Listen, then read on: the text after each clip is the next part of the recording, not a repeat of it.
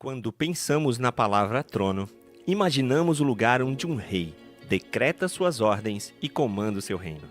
E não há nada errado em pensar assim, até porque a palavra trono aparece 62 vezes na Bíblia e destas 47 no livro de Apocalipse. Trono nos traz referência de governo, de santidade, de separação. Mas o mais indescritível disso é pensar que há um trono nos esperando. Todo reino precisa de um rei, e todo rei tem um trono. E eu pergunto a você, quem tem tomado o trono do seu coração? Quem está sentado no lugar mais alto? Como estão as suas agendas e as suas prioridades? Pensar no trono que você receberá um dia depende de quem o tem governado hoje. Para aprender um pouco mais sobre isso, começaremos o nosso terceiro tema de hoje, o trono.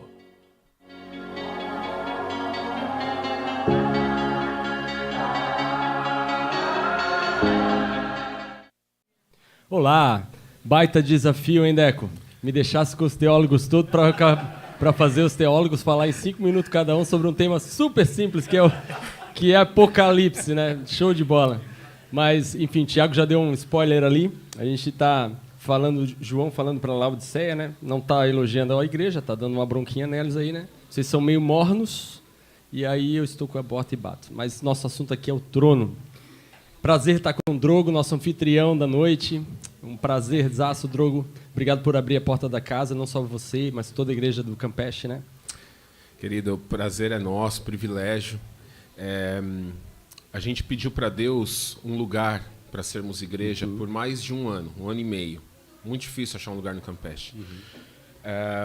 Um corretor de uma imobiliária, eu acho importante falar isso para vocês, um corretor de uma imobiliária, 1 ano e meio atrás, ele falou assim, uma igreja aqui no Campeche, vocês não vão conseguir. Quando essa sala vagou, o pessoal, o antigo inquilino marcou, de eu vir ver a sala na hora do almoço, para que a equipe não estivesse trabalhando, era uma imobiliária. Quando eu entrei aqui meio de 15, só tinha um funcionário de plantão. Era esse corretor. Eu olhei para ele e falei assim, a nossa igreja vai ser aqui. Aí ele olhou e falou assim, uau. Eu falei, E a gente orou muito para que esse lugar fosse um lugar para que Deus reinasse. Amém, glória a Deus. E que fosse um lugar relevante para as pessoas. Quando vocês entraram em contato comigo, eu olhei e falei assim, cara, é sobre isso. Eu pedi para que esse lugar fosse relevante e abençoasse pessoas e pessoas pudessem usar esse espaço. Quanto mais os meus amigos, vocês são grandes amigos, o reino de Deus é um reino de amigos, então a gente recebe esse culto aqui com muita alegria e muito temor, porque foi para isso que nós oramos para estarmos aqui. Show de bola, Drogo. Nós estamos sendo abençoados por você. Então, estamos aqui também com o pastor Timóteo Carriquer, meu grande amigo, surfistão. E aí, Tim, seja bem-vindo, viu? Obrigado, Ricardo. Uma alegria estar aqui com vocês. Beijo a todos. Ok. Matheus Eleutério, nosso recente amigo, né, Matheus? Nos conhecemos aí há pouco tempo. É verdade. Mas, enfim, já aprendi a admirar o Matheus. Se você não conhece, ele tem aí o seu canal também no YouTube com vários treinamentos e estudos bíblicos e várias outras coisas. Procura o Matheus aí. Matheus Eleutério, é isso, né? @ Matheus Eleutério, né? Isso. Ok, mas meninos, a gente tem tempo aqui, né? E o assunto é bom. Quem são esses vencedores para vocês, rapidamente, sobre o que o texto de Apocalipse faz? Tem 2 perguntas para vocês básicas aqui. O que a gente tem que fazer para sermos um desses vencedores que herdarão, então, esse tal do trono aí no futuro? E aí, quem quer começar? Tim, você, por ordem de idade, vai tu, Tim, te vira. Por ordem de cabelo branco, caiu. O vencedor, lá no livro de Apocalipse, é aquele que decide pelo reino correto. O reino vencedor, o reino cujo trono é Deus e cujo trono é o Cordeiro, que parecia ter sido morto, mas que hoje está vivo. O vencedor é isso, quem escolhe o reino certo, não o reino das trevas, e sim o reino de Deus. E essa é uma escolha interessante, né, que é dirigida para a igreja. Para a igreja, ou seja, para os convertidos. Então não é apenas um apelo para conversão, é um apelo para uma uma decisão contínua de ficar no reino certo. Perfeito. Mateus, concorda?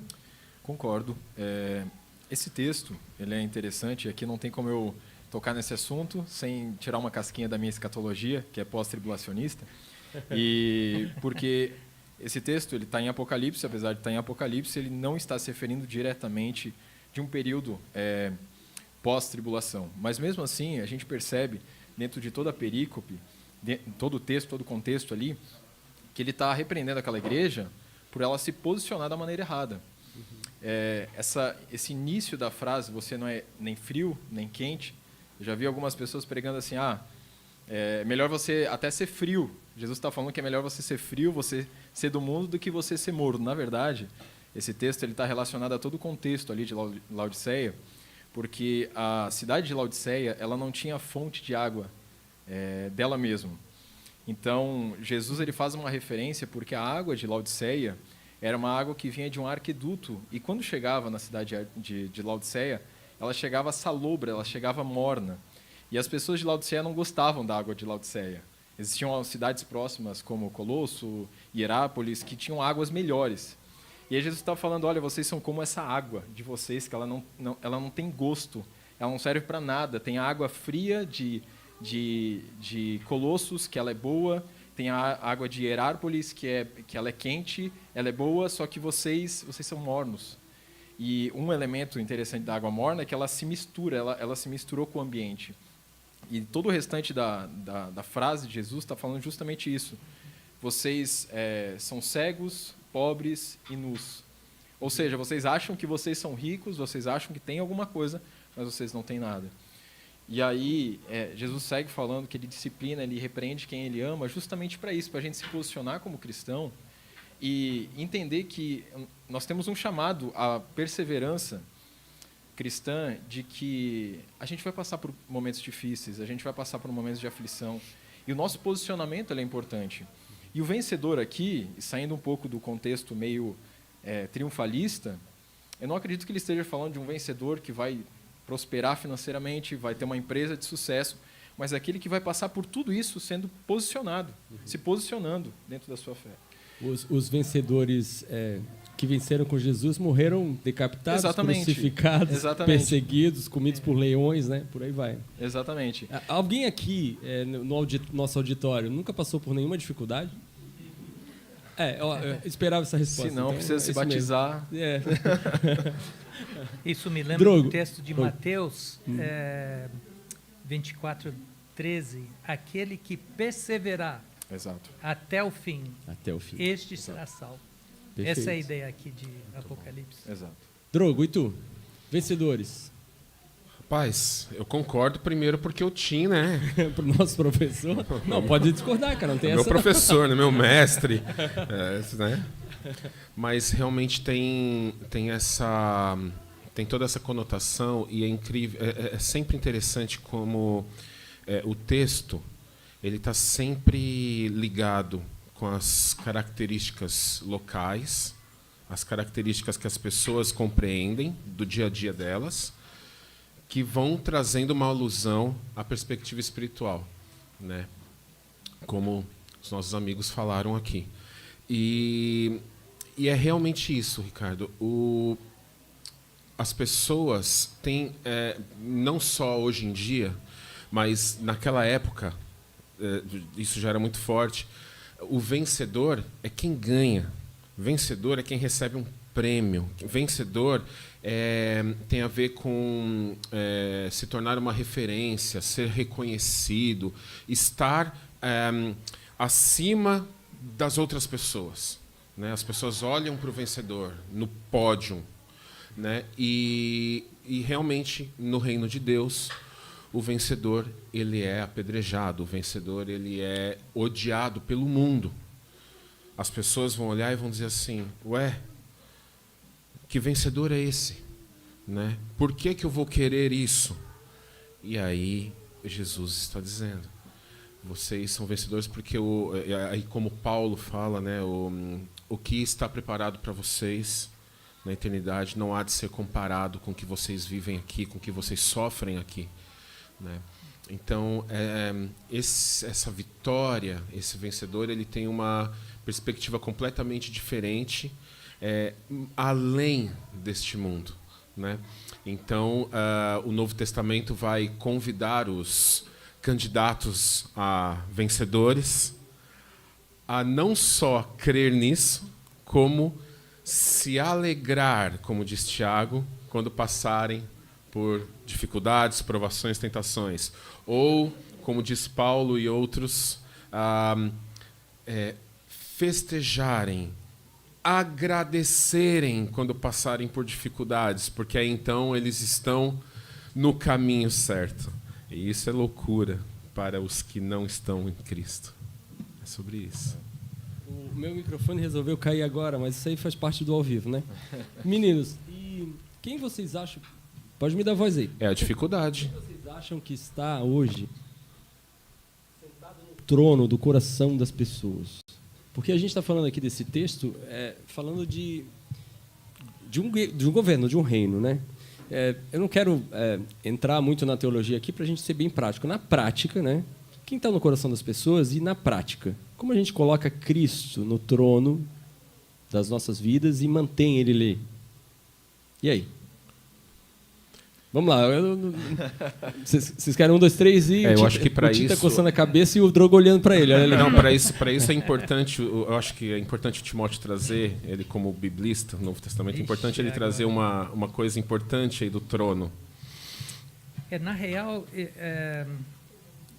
isso realmente envolve o que é o trono, né? E onde está o trono?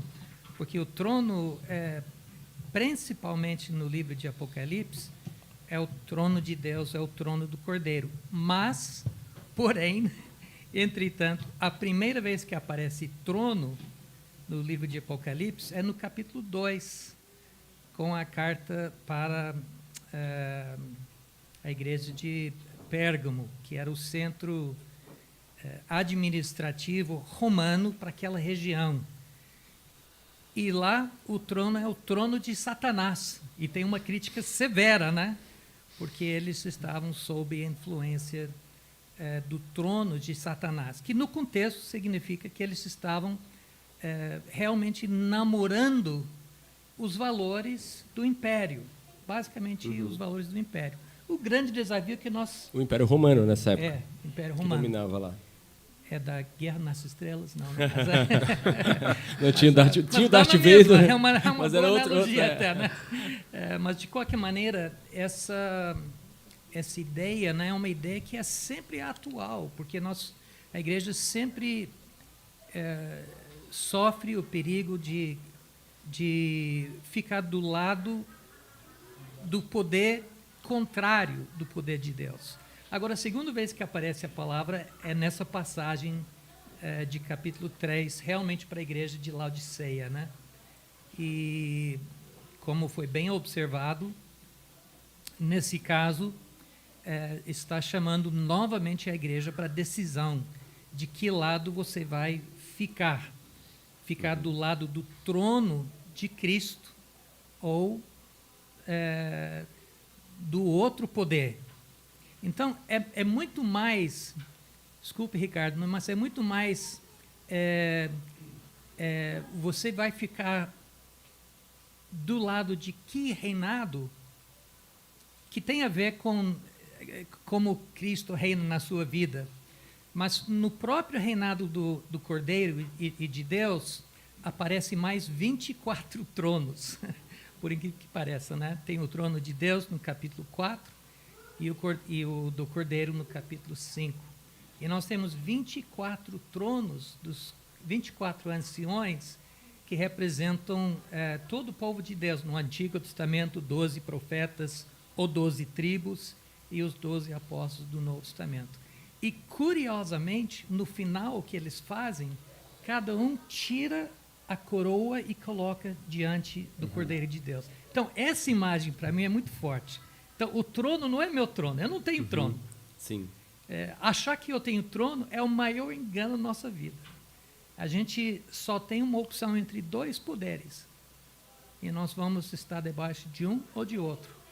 Nas palavras de Paulo, Deus nos libertou do poder das trevas e nos transportou para o reino, que é onde tem um trono, né, do Filho do seu amor. Então, muda um pouquinho, assim, pouquinho o teor da pergunta, né, mas é basicamente de que lado se vai ficar. Sim. De que lado? Tira a pergunta do que quem é que está no trono do seu coração para que qual é a decisão que a gente fica, é isso? Com que trono você vai ficar? Que trono você vai ficar? Droga, e aí? É muito legal essa maneira da gente olhar, porque realmente Jesus, quando a gente lê os evangelhos, quando a gente olha para Jesus, ele não é um cara que rodeia, ele é um cara papo reto. Então ele faz uma pergunta decisiva para a igreja.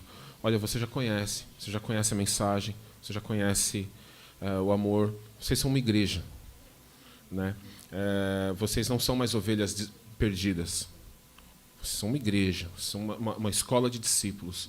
Então, o que vocês vão escolher hoje? Não há mais tempo para perder. E aí, Jesus ele traz uma expressão muito, muito importante. Ele diz, ao vencedor eu daria o direito de se assentar comigo no trono, como eu me assentei com meu Pai. E essa frase, com a palavra como, nos traz uma perspectiva de discipulado. O ápice, se o último degrau da liderança de Jesus na terra foi o trono de humildade, se ajoelhando para lavar os pés dos discípulos, agora o último degrau da liderança de Jesus no reino dele é o trono de glória, humildade, glória. Assim como Deus Pai me permitiu, como filho, me assentar no trono com ele, agora eu, tendo o poder que o Pai me deu, eu dou a oportunidade para os meus discípulos, os vencedores, os fiéis, que foram fiéis no reino da humildade, agora se assentar comigo no reino de glória. Essa perspectiva de discipulado e de fidelidade nos leva, nos faz mergulhar a águas profundas. Porque Jesus está dizendo, o vencedor é aquele que se ajoelhou e lavou os pés, que se humilhou, que suportou as perseguições, as humilhações. E vocês estavam comigo no reino da humildade, no reino da escravidão. Então vocês estarão comigo no reino de glória. Esse trono traz essa perspectiva. Nós estamos sofrendo agora, aí agora as palavras do Novo Testamento começam a fazer mais sentido, né? Fiquem alegres quando sofrerem, agradeçam quando sofrerem, porque isso mostra que vocês estão no caminho certo. O jogador que leva mais falta é o camisa 10 que vai fazer diferença no jogo. É aquele que entra com a estratégia do técnico, é o que leva mais falta. Você é o jogador que está levando mais falta? Então se alegre, louve, porque você é o cara que pode fazer diferença. Mas permaneça humilde no reino da humildade. Hoje, Deus nos manda estar no reino da humildade. Seguir o exemplo dele, nos ajoelhar, lavar os pés das pessoas, servir as pessoas, porque um dia ele nos levará para o trono de glória, onde seremos reconhecidos, vencedores com ele. Eu sabia que o Deck tinha sacaneado quando deu aqui o trono, porque agora eu tenho 2 minutos para falar sobre esse tema com 3 teólogos, né? Mas, Matheus, eu vou mudar a pergunta só para a gente fechar aqui, que a gente tem 2 minutinhos. Na prática, cara, no dia a dia, como que a gente faz para escolher esse lado do trono de Cristo e não o lado do trono do individualismo, do orgulho? Legal. E aí? Te botei tentar nessa ser um pouco menos teórico, um pouco mais prático, né?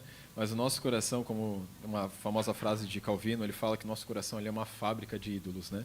E a gente está a todo momento, quando a gente acha que está adorando a Deus, a gente se torna novo idólatra, porque a gente está adorando a um Deus que a gente criou a nossa imaginação.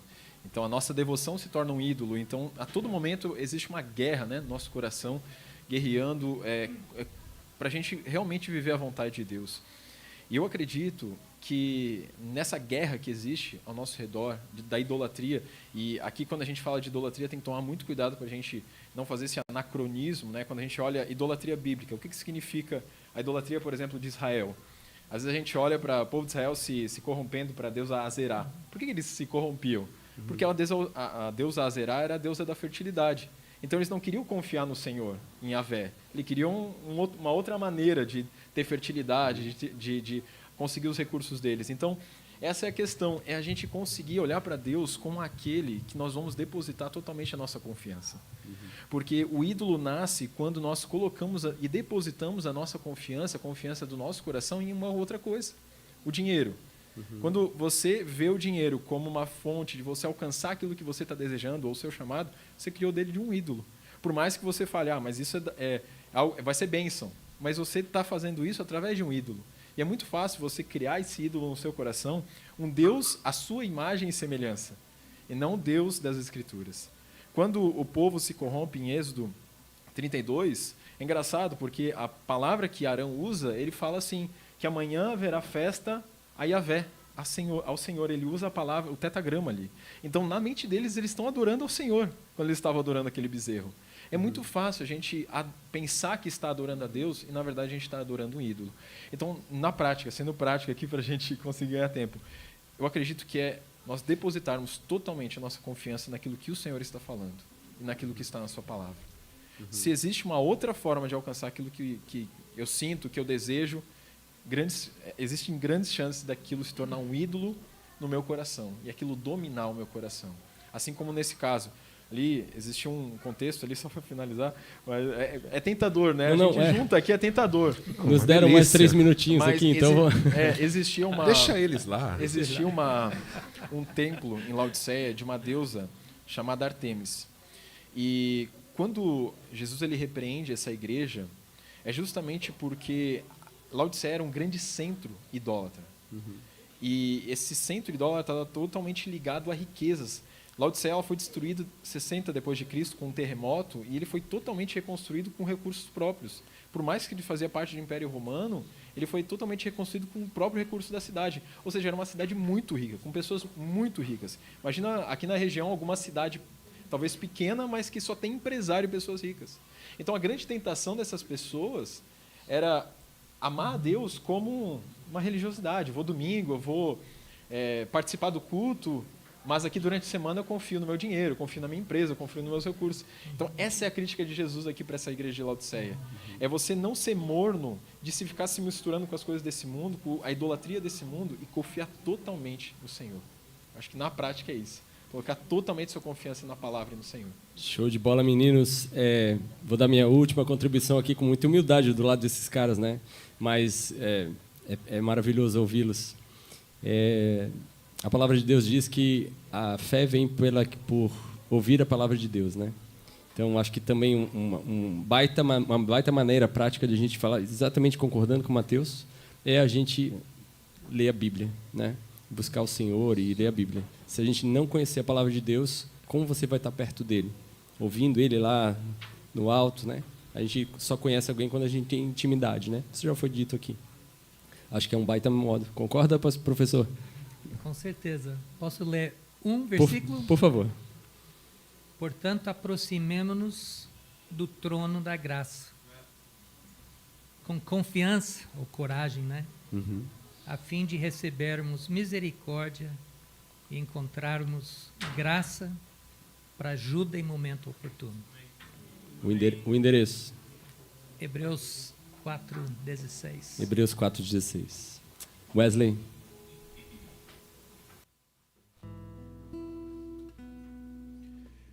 Veja os tronos de outros reis dobrados ao chão, até meu coração se deu.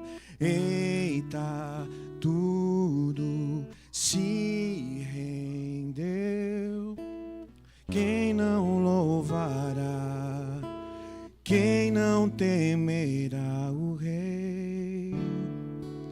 importa que ele cresça. Maior que toda a sombra que a gente projetou, importa que ele seja o único Senhor. Veja, veja de outros reis dobrados ao chão, até o meu coração. Eita, tudo se rendeu. Quem não louvará e quem não temerá o Rei? Importa que ele cresça, maior que toda a sombra que a gente projetou. Importa que ele seja o único Senhor.